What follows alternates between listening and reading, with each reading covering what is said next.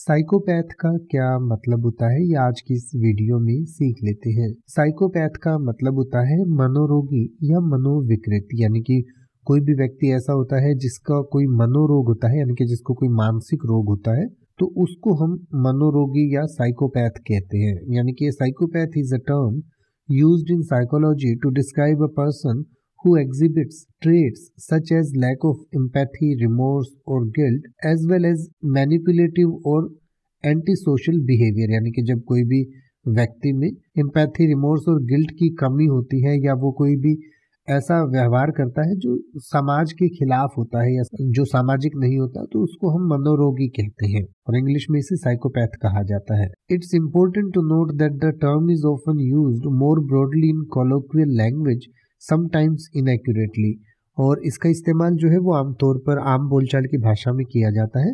और कई बार हम जो वास्तव में साइकोपैथ नहीं होता, यानी कि जैसे हम कई बार कह देते हैं कि वो तो पागल है, लेकिन इसका लिटरल मीनिंग ये नहीं होता कि वो सच में पागल है, कि सच में साइकोपैथ है। बस हम उसको वैसे ही कह देते हैं कि उसकी थोड़ी अलग तरीके की सोच है। तो उस तरीके से भी इसका इस्तेमाल किया जा सकता है और इस तरीके की शब्दावली का इस्तेमाल हमें सोच समझ कर ही करना चाहिए, क्योंकि किसी को भी पागल कहना या मनोरोगी कहना उचित नहीं है बिना उचित कारण के।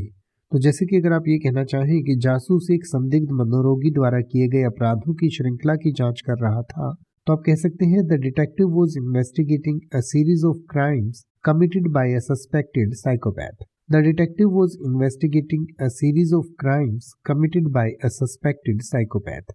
या अगर आप ये कहना चाहें कि इस फिल्म में मुख्य किरदार को एक आकर्षक लेकिन खतरनाक मनोरोगी के रूप में दिखाया गया है, तो आप कहेंगे the movie portrayed the main character as a charming but dangerous psychopath. अब आप ऐसे ही किसी भी वर्ड का मतलब हिंदी और इंग्लिश में YouTube पर सर्च कर सकते हैं। आपको मेरी वीडियो मिल जाएगी जिसमें आप बिना किसी फालतू बकवास के सीधा उस वर्ड का मतलब समझ पाएंगे।